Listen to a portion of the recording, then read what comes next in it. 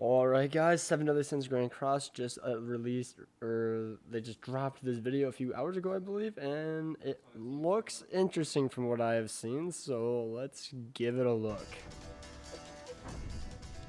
Of course, gotta bait him in with the one.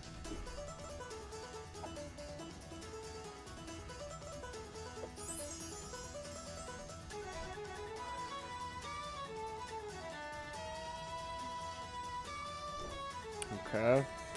So it is 6 new characters. It's just like...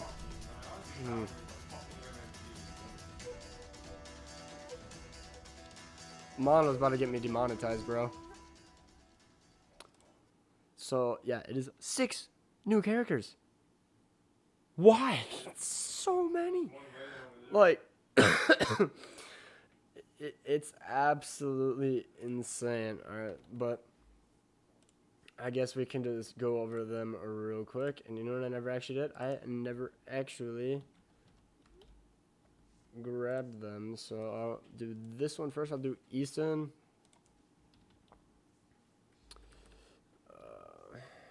Alright, so I'll talk about her while I try to get all the other ones. So I did talk about Easton in the previous one.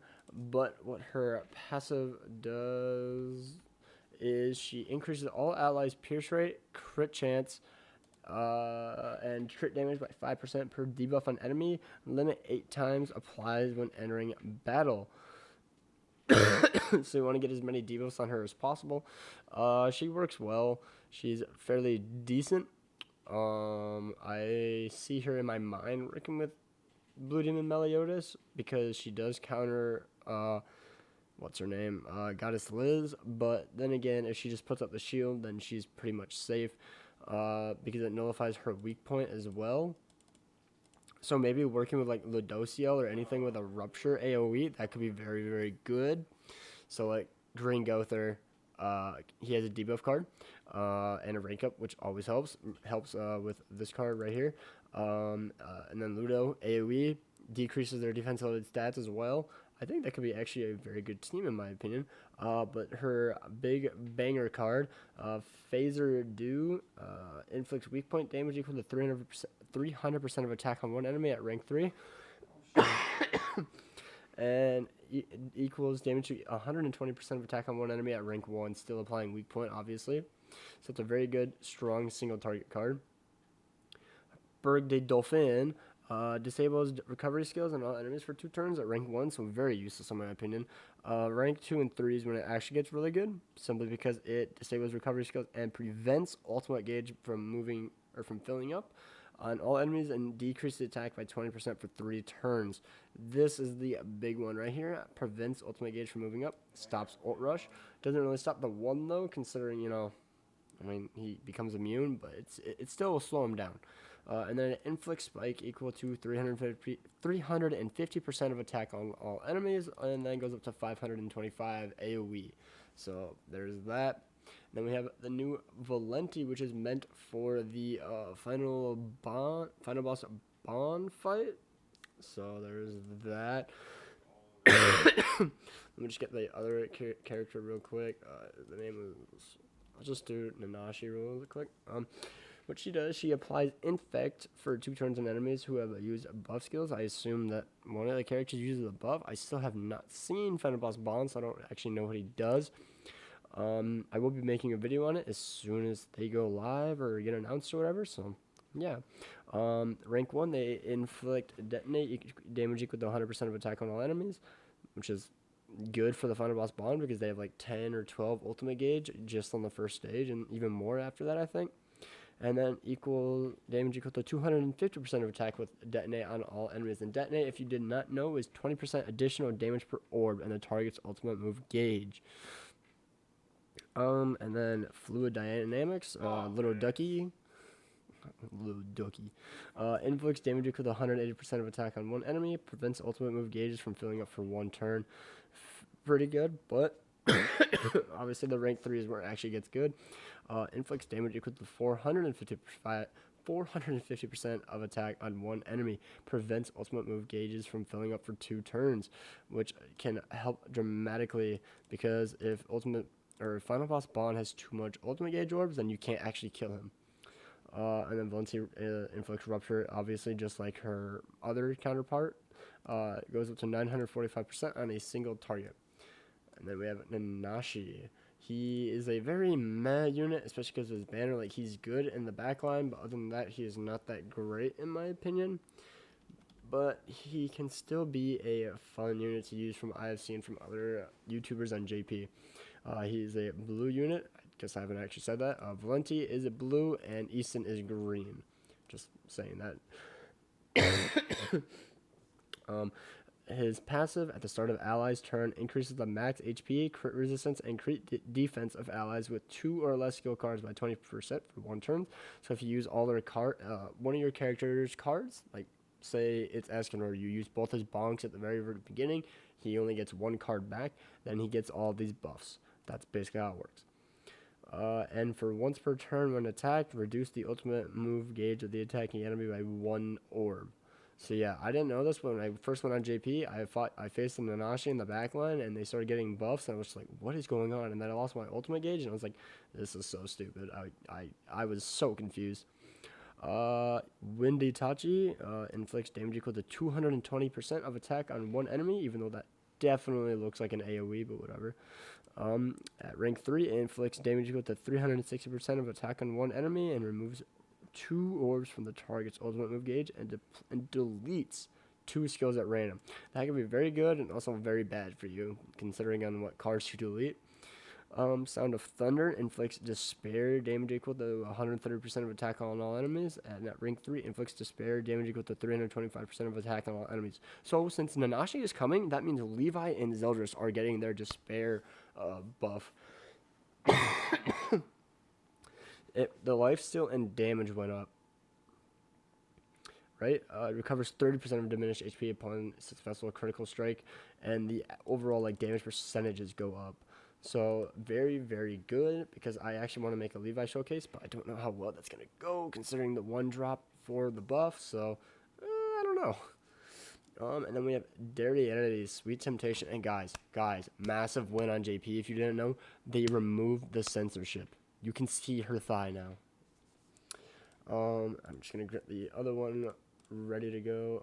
I already forgot who else it was. It was Mono, the blue one, who looks a lot like Mikasa, actually, which I can show you in just a second. I'll show you after Derriere, but she looks a lot like Mikasa in Season 4. Derriere Purity, she is a blue attribute. She increases the basic stats of the hero by 10% for a max of 3 times. If the hero takes damage from enemy skills at max stack, disable the ultimate move of all enemies for 2 turns. And then at rank 1, she removes buffs from 1 enemy, inflicts damage equal to 220% of attack on 1 enemy. Also, I'm going to play that because I completely forgot to play that. Big noob. At rank 3, she cancels buffs and stances on 1 enemy and inflicts damage equal to 400% of attack on 1 enemy. So the cancels buffs and stances is very, very good. That is probably, I wish she got it at rank 2, not going to lie. But removing buffs and stances really cucks Tarmiel, Esterosa, Goddess Liz. So, I mean, you could run her. She is actually pretty good in that regard. But other than that, I don't know, man. And then her commandment, if you don't know, decreases the damage of range skills by 35% in a PvP. So that could help you out. Rank 1 of the Valentine gift. She taunts enemies, increases defense-related stats by 30%, and becomes immune to stun for 1 turn. And then at rank 3, she taunts enemies and increases defense-related stats by 80% and becomes immune to stun for 2 turns. And then she has Derriere's basic ultimate.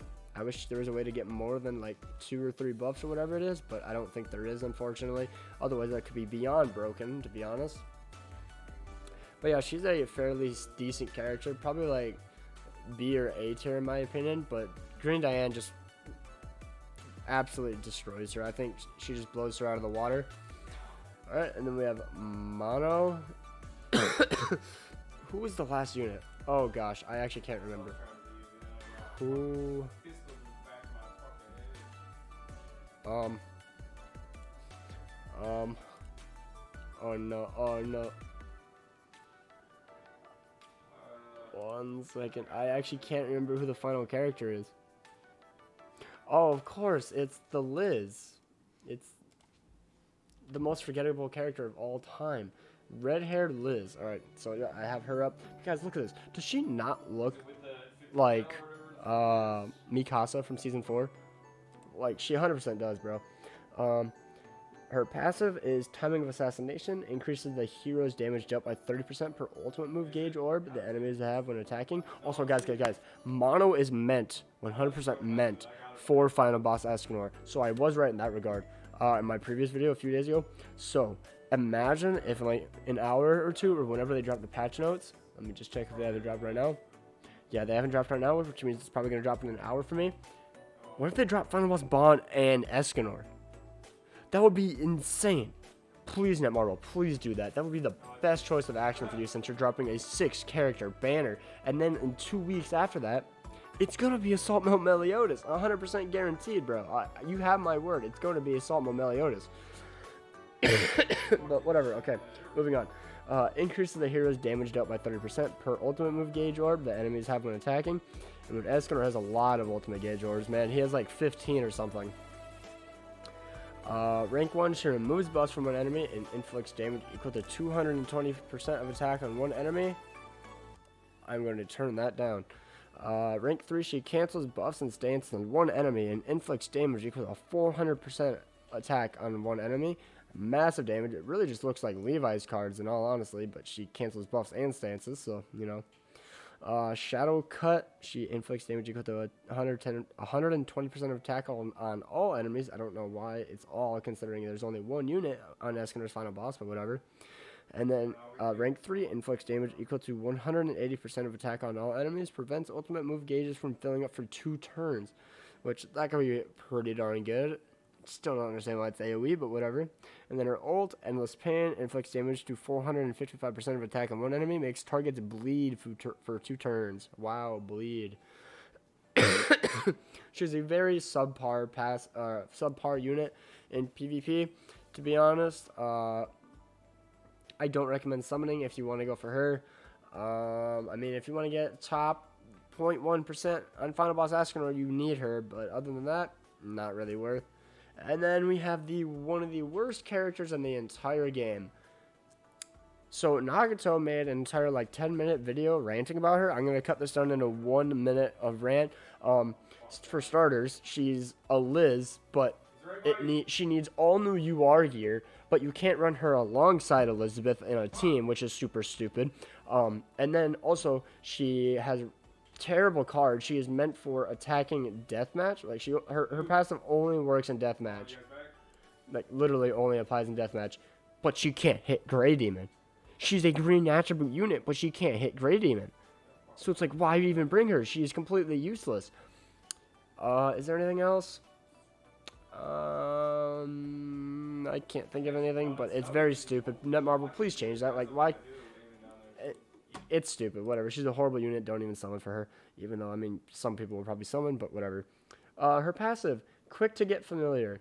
Ranks up the skill cards of allies at the start of the turn, and deathmatch if allies are all HP attribute. Applies when entering battle. Limit 1. So basically, hell raids, you rank up all your cards. Whoopee. Like, she's basically a Gother, but now that we have green Gother, it's like, why is she here? There's no point. Her crosscut inflicts damage equal to 240% of attack on one enemy. And at rank 3, she inflicts damage equal to 500% of attack on one enemy for ultimate move gauge by 2 orbs. Basically, Escanor's attack. I think these might even be the same percentages. I'm not quite certain. I actually don't remember. Green Escanor, by the way. Green Escanor. And then Angie attack. Oh, she Angie. Inflicts damage equal to 160% of attack on one enemy and decreases skill ranks. That's not bad, honestly. If only it could hit the freaking demon. And then rank 3 inflicts damage equal to 400% of attack on one enemy and decreases skill ranks. Then depletes the ultimate move gauge by the number of skill rank decreases. Like, she could have been such a good unit, but they just completely cucked her, in my opinion. And then she inflicts shatter, damage equal to 630% of attack on one enemy. So, guys, if you want my humble opinion, the only unit that you should even think of summoning for is Nanashi. He's basically like another form of Death Pierce in the back. Eason would have been good, but now there's Sario, Ludo, Tarmiel, the one running around. She's absolutely cucked. She's absolutely useless. Valenti, useless, only a raid boss. Derriere, I mean, I guess you could summon for her for personality. But, I mean, I just think that Diane is better in my opinion, so I don't really think she's worth it, but I know a lot of people are going to simp for her, so whatever. Mono, not worth summoning. She is basically only there to help you with Final Boss Escanor. And then Liz is just a completely flop of a unit. So, hopefully this helps you guys, and yes, this is all coming Tuesday. 6 character banner. I don't know if I already told you guys that, but yeah, 6 characters. So, yeah, be ready. I highly suggest skipping. I'm not going to because you guys are going to want content. So, whatever. I'll do it. And I need more box CC. 5 million box CC, boys. So, yeah, if you guys enjoy the content, I do daily content. Pretty much 2 to 5 videos a day. And I hope you guys consider subscribing to the channel. We're on our way for 400 subs. We're at 382 right now. Let's keep it going. Thank you guys so much. And I hope you guys have an amazing day. Peace out.